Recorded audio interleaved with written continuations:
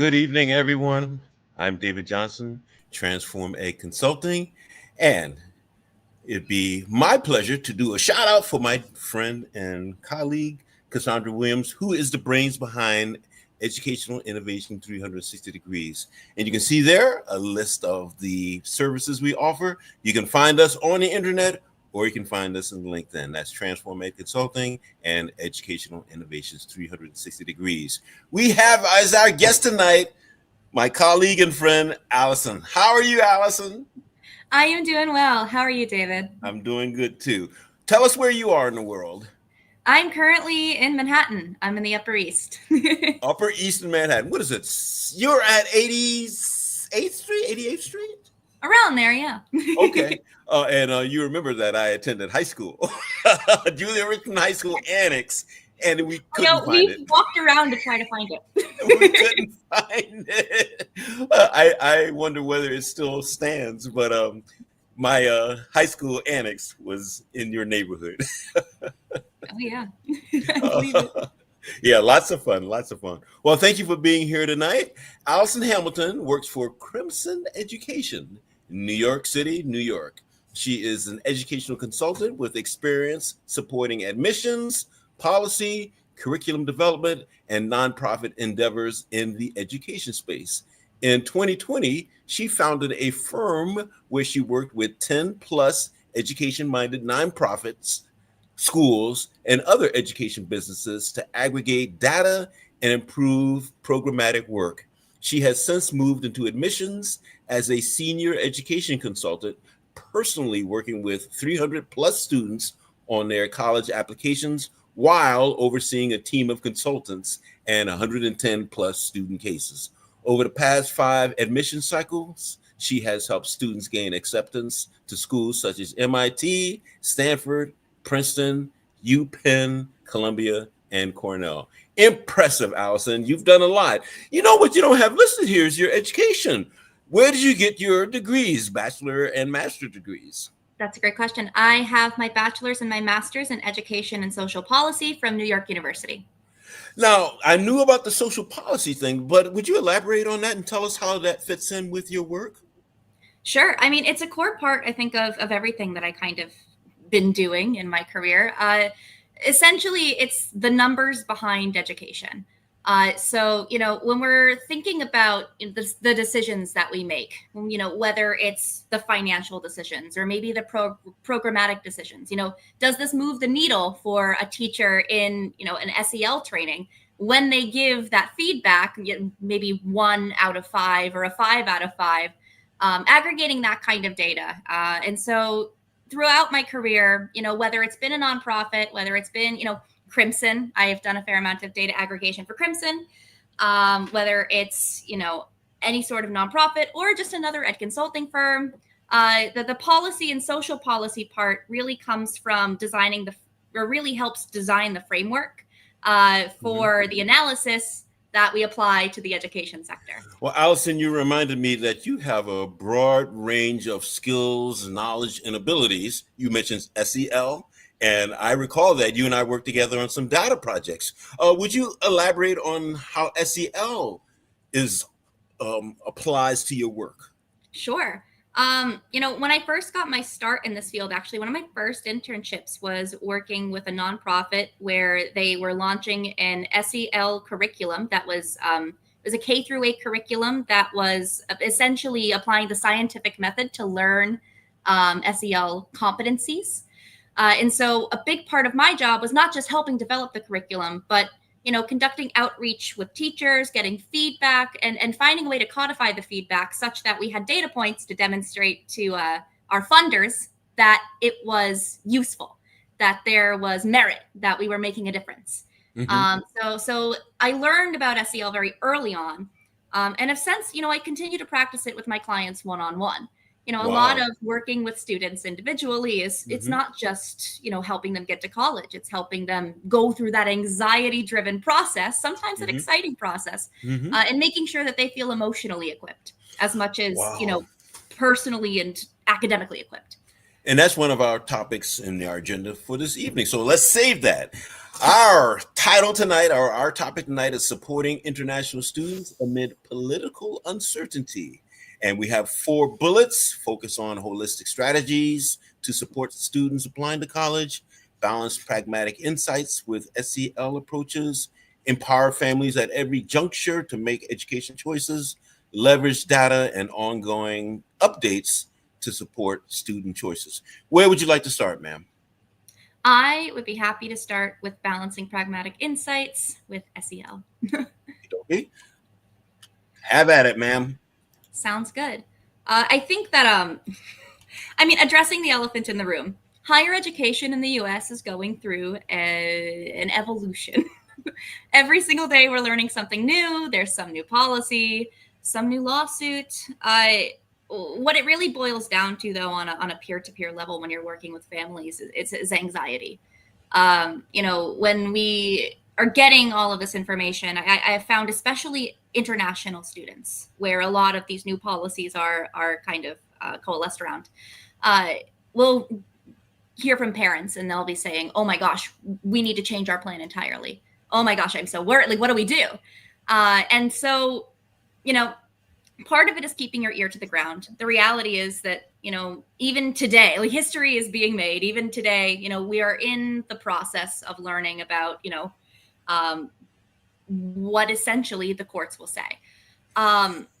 What my job really becomes, because I'm not a lawyer, is to help families assuage that anxiety and plan for the future, right? So the SEL really comes in. Let me interrupt you for a minute. Sure. You and I had a conversation earlier this week. Yeah. We're in June, and the students with whom you're working, when were they planning to attend school? That's a great question. I've got a fair amount of students that I do have some students that were planning to attend UPenn, Columbia, UMich. And then, of course, there are some students who did get into the US and are actually now planning to attend colleges in the UK. LSE, or, even I've seen Oxford. The students that I work with personally, they run the gambit of, all top 50 US and, the big 5 in the UK. So when you talk about anxiety, they had to make some immediate decisions, or maybe they have not even yet made decisions. So how does your SEL, for example, fit in with the students and their families who are experiencing anxiety? The answer differs depending on the application year. There are students that have rejected offers. April 1st, or May 1st, rather, the deadline's passed. They have accepted a school. That's where they're going. They've rejected the other schools. For students like that, a lot of the work is SEL focused. It's no longer pragmatic, right? Because the decision's been made. This is where you're attending. We kind of have to wait it out. And so part of it is really just saying to the parents, let's give it 24 hours. And if in 24 hours we don't hear anything, let's regroup. I've also, there's also kind of a building a community, right? So connecting parents with people that are in similar boats, or, with people that may be able to, speak to specific aspects of the journey, like, for instance, visa appointments, scheduling that, is helping them feel like they are moving along in the process and not just stuck in the sea of news and new things. All right. So if someone already made plans to attend a particular school in April, and all these things have occurred between April and June, and they've got to make a pivot. Like you said, some have already decided to go to Great Britain, the schools in Great Britain. But what happens if they've already rejected those schools? That's a great question. And the answer is it depends. Some universities have already opened up their doors to students that, if you were going to attend Harvard, you can come here, like Hong Kong, University of Science and Technology has already said this, right? Some universities have deadlines all year. The EU, schools in the EU have deadlines all year round. Australia has later deadlines. So for families that are, especially international students who are a bit more agnostic about, where they want to attend, Mhm. If they're just interested in studying abroad, there are other options in other countries. And of course, there's also the spring term for the US that you can Mhm. apply for. So we do talk through these, options with families if they're really, really, really kind of bent on getting a plan. But the first step is to really sit back and see what's going to happen in the next 24 hours Mhm. and then see if you feel the same. Well, Is I it that we guess want to apply for? finances are deeply involved here too. Yes. And let's say someone was preparing to relocate, find a place to live, whether living in the dorms or living elsewhere, and had to make deposits and had to buy airplane tickets. How do you manage those things? Well, I'm sure SEL and other um, emotion management techniques are very helpful. Yes. I mean, at the end of the day, what we've been telling families is that we really got to hold tight and see what happens. Hmm. And no one likes holding tight and seeing what happens. No one likes that feeling. Hmm. Um, but I will also say that a lot of the students that I work with, to be able to garner acceptance to a top university in the United States, you are not only like a top student, Hmm. but you're a desirable student to many places. Hmm. So one thing that I do try to communicate to students and families is this is the situation for now, but there are other options and Hmm. they might feel far away. It might feel scary. It might not be what you planned. Hmm. But we can explore those other options. You don't need to feel boxed in by something Hmm. you can't control. We can find a way to help you maneuver this and we can do that together. I'm looking at our first bullet there. Maybe we ventured too far off it. Focus on holistic strategies to support students applying to college. What else might we touch regarding holistic strategies? Sure, that's a great question. A lot of it also comes in, and this is, removing the political uncertainty. Finding the best fit for a student is really important. I work with a lot of students, and I feel this is not just applicable to international students, it's also applicable to domestic students. I want to go to Harvard or bust. I want to go to UMich or bust. It needs to be a top 30. And when I ask them why, there isn't really a reason behind that outside of the prestige. And so, when we talk about a holistic support, we're also looking at, if the student wants a campus, I'm never suggesting NYU. I love NYU, but I wouldn't suggest that. In the same way that if the student really wants that typical college experience, we're really looking for a school that has that, right? And so when we're talking about holistic, it's not just about getting into the best school, it's about getting into the best school for you and Do they come supporting for your. interviews and do they visit the campuses? It depends. Totally depends. And this actually does get it gets back to resources. Some of my families have the resources to be able to attend and actually be in person. For my students that do not have those resources, a lot of universities have actually rolled out virtual field trips to their Oh, school. yeah, right. Um, Yeah. and I've also connected some of my students with past students that attend the school that they're interested in, just Hmm. to ask about like what is it like at CMU, what is it Hmm. like at UPenn, like Hmm. what did you not expect, as an Hmm. international student, and what advice would you give me, right? Hmm. So, do you also keep in touch with students who have already attended and graduated, the international students? And that's your way of matching students together to get some insight? Every once in a while I hear from my students. I don't typically reach out to them, but they'll reach out to me. Okay. Whether it'll be, hey, my younger brother wants to sign up with Crimson. I'm really enjoying UPenn. Hmm. Or, I might hear, I actually just heard from one of my students from Nepal. And this was a student who we applied last year and he didn't get the results that he was hoping for. Hmm. He got into a few schools, but, nothing that was a full ride. And he recently reached out to me and he said, "Hi, Allison. Like, I just got a full ride at Carleton and Vassar, and I wanted to thank you. And I'm very excited. We'll be attending Vassar next year." So I do hear from my students every once in a while, and that that's a nice feeling. I'm I was glad going that to they say, like I'm it. sure that's very, very rewarding. Well, shall we go to the next bullet? But I wonder if we've already discussed it. Balanced, pragmatic insights with SEL approaches. Yes. So when it comes to working with international students, especially, something I hear a lot is I don't want to attend college in the US unless it's a good school because it's expensive.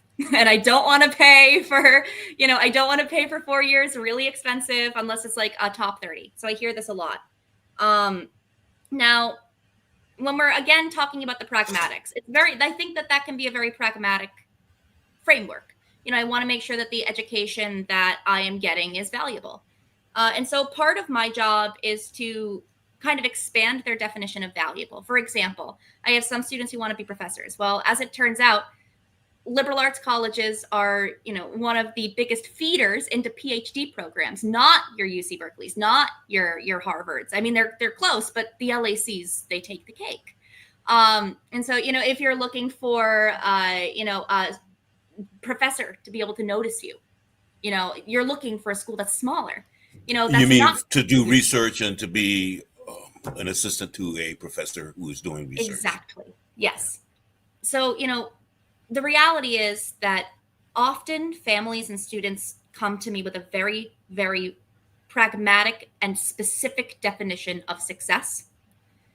And it often isn't a very holistic definition. It tends to be name brand. It tends to be very, very oriented towards, a school you've heard of, right? There's almost 4,000 colleges and universities in the United States. So my job is really to, in the same way that admissions are holistic, the offerings in the United States are holistic. Well, when a student approaches you on day one or day zero, even, do they come prepared with some ideas about schools they might want to attend? Or do you start from zero? That also totally depends. I have worked with students that are in 8th grade. I have worked with students that, it is September and they are about to apply to college. They're coming from totally different experiences. Generally speaking, a lot of my students do have this aspirational idea. They want to attend what they call a good college. A lot of students, when I ask them to define a good college, they don't really give me that definition, especially younger students where, that makes sense. I wouldn't expect an 8th grader to be able to tell me what kind of college they want to go to yet. So, a lot of my work with younger students is introducing types of colleges. A lot of my work with older students is, especially for international students, I work with a lot of students that are boarding school students. One of my favorite questions to ask them is, what do you like about your boarding school? What do you not like about your boarding school? Do you like the dorming situation? How would you want that to change? Because they already have some reference point of what it's like to study abroad or what it's like to, live in a dorming situation. We can work with that. We can, leverage that experience to figure out the best fit for you. Do you have assessments and other kinds of tools that help people figure out the fit, so to speak?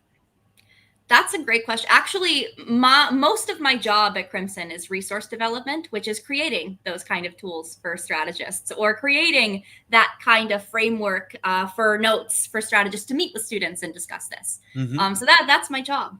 So yes. Mm-hmm. Wow. I'm going back to this bullet now. Balanced pragmatic insights with SEL approaches.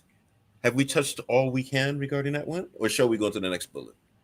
I think we go to the next bullet point. Okay. Empower families at every juncture to make education choices.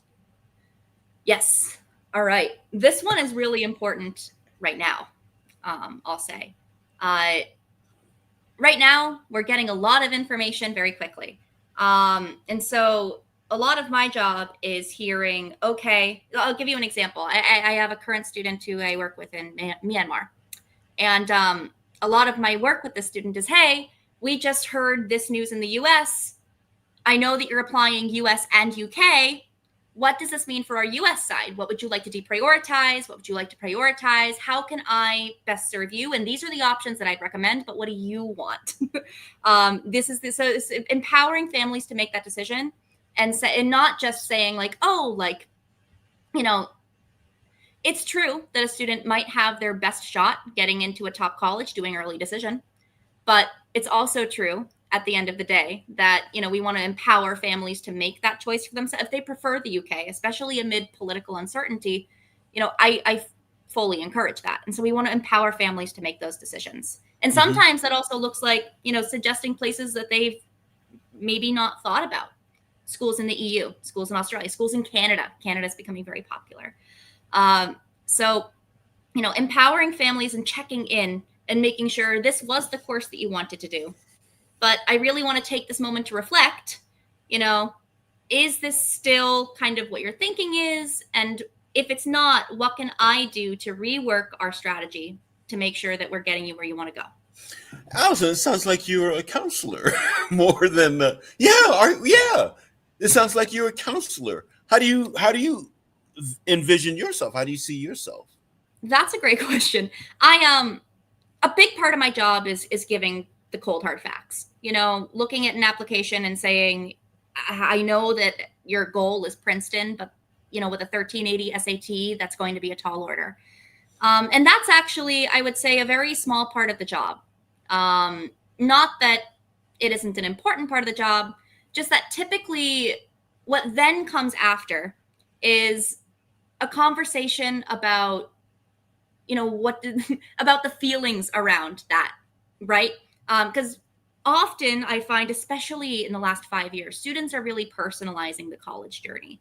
A lot of students, when they come to me and say they want a good school, it's because they view themselves as needing to attend a good school to be good. And so a lot of my work is, in addition to showing the holistic choices, demonstrating to students that a 1380 SAT is not the end of the world, that you are a good student that's actually above average in the United States. So a lot of that work really does come down to managing the emotions around grades, the emotions around dream schools a lot, Hmm. right? Allison, we touched on this, so let's go back to it. Yes. Grades and SATs, ACTs, whatever students would take before or to get admitted to a school. How do you manage that with international students? That's a great question. Generally speaking, most of my students come from three curriculums: UK A levels, IB, or the AP programs. I do, however, work with students that have uh, Singapore A levels, or I've worked with students that are in the Syrian local national curriculum. Generally speaking, what it looks like is first understanding the local context. If it's not the aforementioned three big curriculums, if it's not AB, A levels, or IB, there's no international yardstick, right? It's really about, and this is again going back to holistic admissions, judging the student in relation to the context that they're coming from. So, for Singapore A levels, really, really harsh grading structure. Students that are getting Bs are sometimes in the top of their class. And it's because they do a lot of grade deflation at top schools versus, in the US, you might see some grade inflation, right? Or, I think we were talking about this earlier pre-show. A lot of students, I know right now, a big challenge for students that are in Syria is the postponement of the exams that would give them their grades to apply. And so, when we're looking at curriculums outside the big three, you really want to be able to understand the local national context and then give the family an honest assessment on where the student stands compared to last year's applicants. Now, we also spoke about extracurricular activities and Yes. how to assess those. Could you speak about those? Speak about extracurricular activities and how they are viewed in various countries? That I could. Again, it comes back to your context. And I think I mentioned this, especially for students that are in areas where there's a lot of conflict. The reality is that, there's probably a valid reason the student hasn't taken the SAT, right? So when an admissions officer sees an application from a place like, Syria or, Ukraine, generally the question isn't necessarily, is this the most competitive application I've seen? The question really becomes, given the context that the student is currently existing in, have they found opportunities for themselves to grow? Have they found opportunities for themselves to be involved in the community? And have they found opportunities, even if they're, perhaps less built out opportunities, to be academically rigorous?